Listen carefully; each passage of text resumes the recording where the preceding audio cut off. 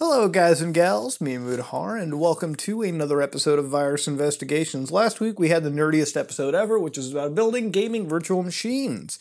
Far more excessive than I expected anyone, so for those people who actually did sit through the video, thank you very much. But ladies and gentlemen, today we're back down to earth with what Virus Investigations really is, a look into malware, and today the theme is love. Yes, ladies and gentlemen, today we're talking about love letters, the dangerous kind.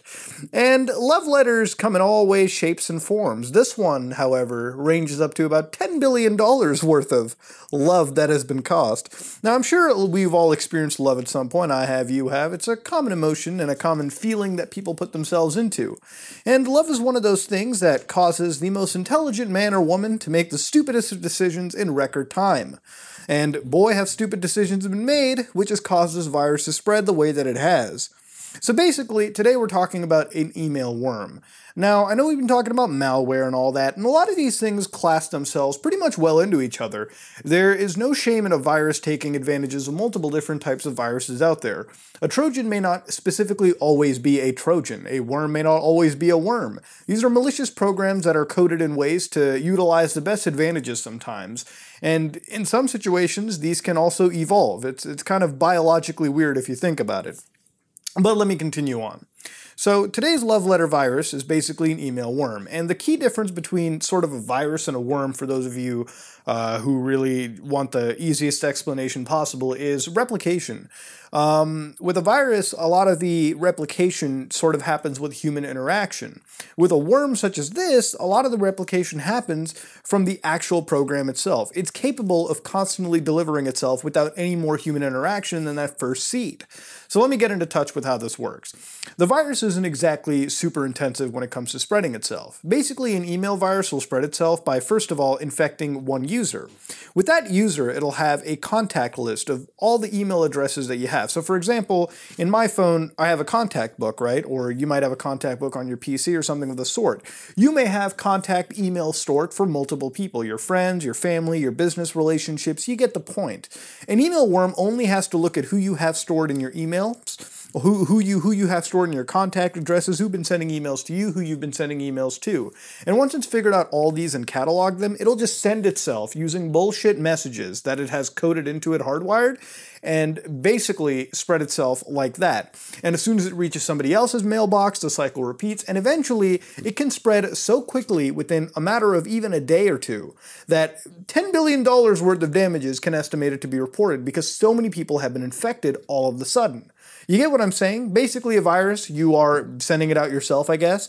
But with a worm, once you set it go, man, computers, they function fast. Human beings, we have a ton of things on our mind. Computers, whatever it's programmed with, it's going to do day in, day night, no sleep, no rain, no whatever. It's going to go all out doing whatever you set it to. Now this exact malware is one of the earliest ones out there. In fact, it's attacked quite a massive amount of targets in pretty record time, and we'll cover them as we progress through with the episode.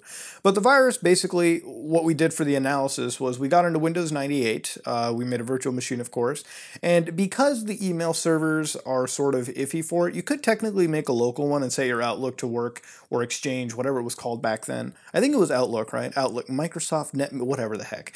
Basically, if you use the email client of that era and you basically created a local intranet within yourself and hosted an email server, you could basically set up a bunch of 4 or 5 email contacts and let Love Letter do what it needs to.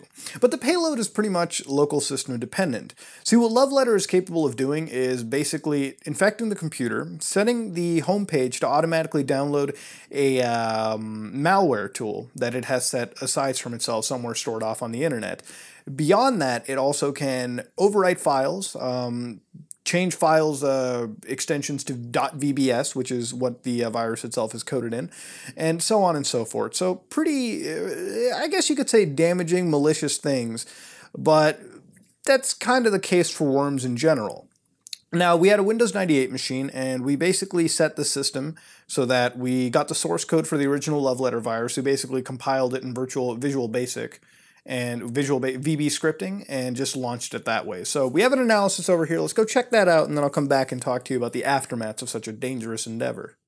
So for this analysis, I actually have Windows 98 installed. I usually have a bad experience with like 95 or Vista, as you all know. Standard VM installation, we got it running up over here. So quickly to put it into perspective, I have just Windows 98 installed.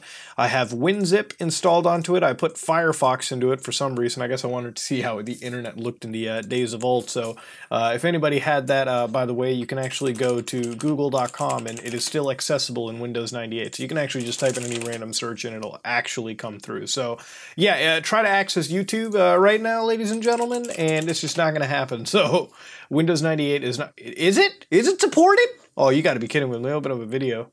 No, YouTube does not actually have any support. Wow, that was shocking. But anyways, back to the video. So here I have a love letter. I actually zipped it up and I copied it over here to start off with. Now, I have love letter available right here. One of the things you want to do when you're trying to run viruses on the old classic Windows is enable the file type. So you want to go into My Computer, and where it says View, you want to go to Folder Options, and you want to go to View. And you want to make sure you always uncheck Hide File Extensions for known file types. Usually that is always enabled on any version of Windows, and that's just used to mask sort of how the computer works. But if you ever wonder why you can't see the .vbs or the .text file at the end, it's because Windows will deliberately always hide it. So if you hide that, then it'll just look like your text document.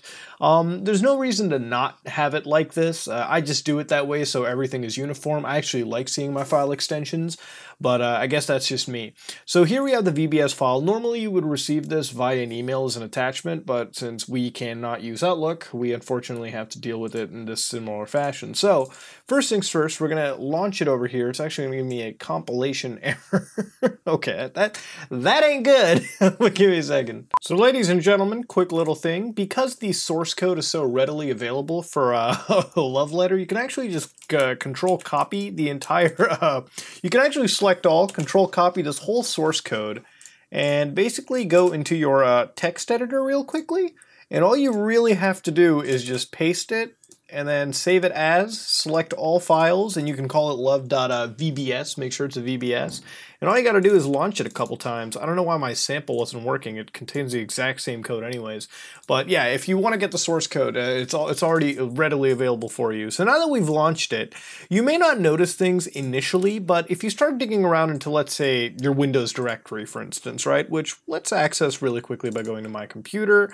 One of the things that, wow, that actually kind of freaked me out for a second. But one of the things that I'm going to go to is I'm going to go to the C drive real quick.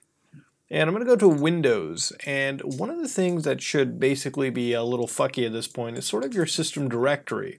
Looking to, just keep showing the files, god damn it. If you start looking around, it's basically going to replace files, or at least begin the process of starting to replace certain files. Now, as that's run, I'm not sure exactly where it's supposed to be, but I know at some point your system files are going to be sort of played around with. If we check around our Internet Explorer, see, one of the things you'll notice is skynet.net is changed, so we'll go to Files for a second. And we're going to go to Properties. One of the things, the reason why Skynet sort of sounds weird, of course, as a header is that it's slowly changing. Like AngelCat is actually a well-known, what is it, like hosting service? Basically what's going on is Windows is losing its mind. It's basically changed this my home web page, which would have been msn.com, to one of these like random pages that it has, where basically it's going to download a Trojan file, and at that point I'm going to be further infected with the system. It's going to start playing around with registry keys. So right now the virus is functioning. Things are slowly but surely changing. And if I keep on digging around, if you had any extra files to begin with, they'd start getting a VBS extension file to them. It would basically go out of its way to keep destroying files throughout your computer. One of the things that's available, well, at least this works, we'll get to that in a second.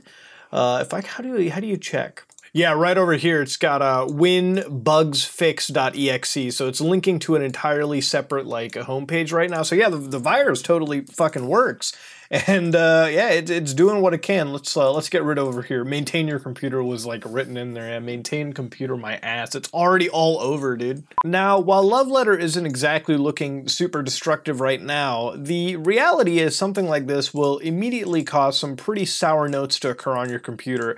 as time goes on. It's not something you really want to be fucking around with, ladies and gentlemen, because right now, in the background, things are slowly entering the fucky state of operations, and slowly but surely this VM is going to be tossed in a recycle bin for obvious reasons. It's not going to end up pretty well. Your programs are going to be gone, videos, movies, photos that you kept, all your personal files are gone. It's not ransomware. It's just going to do what it does to get away from it. Now, there are fixes to it as well. From what I can see, there is actually a divorce VBS somebody has created. So I'm going to extract those and just basically run a batch file, which is a fix for the I Love You virus. And again, only run it if you have the I Love You virus. Because I ran it, obviously I have the issue. So we're just going to hit OK, try to run it. One file copied, invalid switch. I'm pretty sure nothing actually. Did it? Did it happen? It said finish the fix, so definitely it finished it to some extent. Now, I'm pretty sure if I go to my internet browser, the actual Trojan, yeah, that's still there, so it's still going to download the Trojan. But fact still remains, ladies and gentlemen, it is a virus that has done what it's done to basically infect the computer. We got rid of it, we had it over here. That was Love Letter. So yeah, it's definitely more dangerous in its primal form when it first released. Nowadays, you know, a motherfucker ain't gonna do shit anymore, let's be serious. If you're using Windows 98 for any reason, you're probably subject to it, but at that point, you know, like we said earlier, you may have fucked up. Definitely update, okay? At least to Windows XP. Fuck it, go all the way to 10, I don't care. Let's go back to the main video. So yeah, it is one of the earliest forms of computer viruses out there. Now, given the fact that I run these systems pretty naked, it's not going to show you a whole lot of things.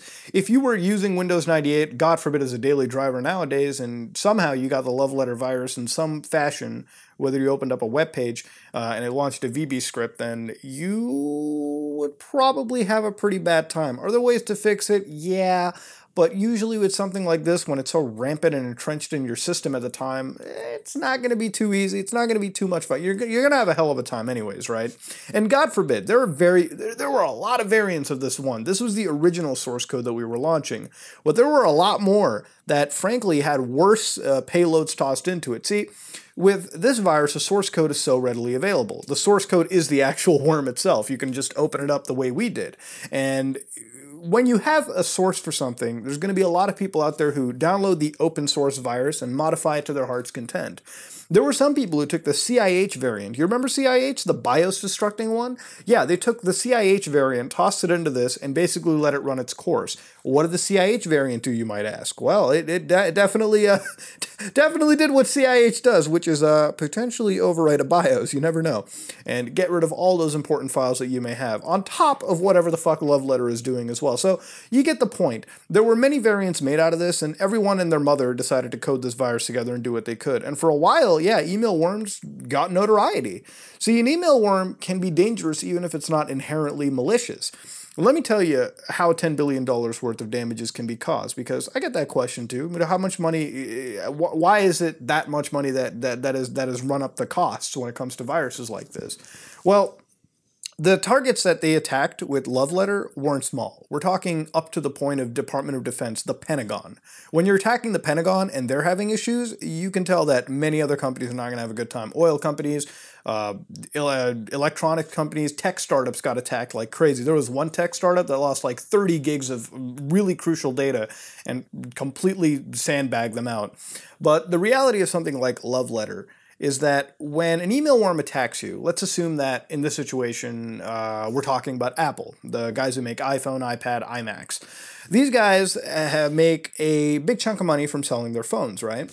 So basically, what an email worm really has to do is, let's assume that an email worm gets into a non-intrusive one, like a less harmful variant, one that doesn't maybe get rid of files or replicate shit. It's just in the server. So let's assume that Apple's research and development team has an email worm that they're dealing with. Now, the problem with an email worm is that it chews up bandwidth on a local server. So because it's constantly chewing up bandwidth, it's going to reach a point where that server eventually has an issue sending out files, sending out emails. You get the point. The bandwidth is eaten up. There's only so much finite bandwidth you can have before the servers are overloaded. So let's assume that they have something like that kicked in. For a week straight, let's assume Apple is dealing with issues. They're going behind on schedules, and it's no fault of anybody on the team. It's just this email worm is literally increasing the time it takes by a lot. So then they have to assume the fact that their systems are compromised. So it's not as simple as, say, restarting the whole router, right? It's nothing as simple as that. It can come down to the fact that there needs to be diagnoses to see if this is a software problem, a local device problem, a potential network issue. At that point, let's assume you find out that you have an email worm. Well, you got to shut down the system. You have to bring in a team that can scan to see if it's actually malicious or not. If it's just chewing up bandwidth, then maybe it's time to work against it. But God forbid it's doing something malicious. All of that stuff, all of those procedures end up costing a lot of money. Time lost, that's a lot of money spent on it. Recuperation money spent on figuring out what the actual root cause of the problem is. That's a lot of cash just from one company. So when you add the whole world tossed in the mix, Apple isn't the only biggest company out there. There's oil companies, there's tons of other companies, governments out there, financial institutions that are playing with billions of dollars a day. Yeah, it can add up and it can piss a lot of people off. So 10 billion, even if we're not factoring in the inflation issues, that's a realistic amount of money that was probably spent by everyone in the world cumulatively to combat whatever love letter caused. So yeah, no joke aside, this shit is pretty fucking dangerous to have when it comes to the amount of headaches that it can cause. But created by a Philippine student at the time who said that this was released unintentionally, mistakenly, yeah, I don't know how true that statement is. It was a virus that eventually spawned things like Melissa and multiple other email worms out in the world, which we'll all be taking a look at. But yeah, even the most harmless of a virus, one that really doesn't maybe even do much as compared to some of the shit that we've seen, can be even more dangerous.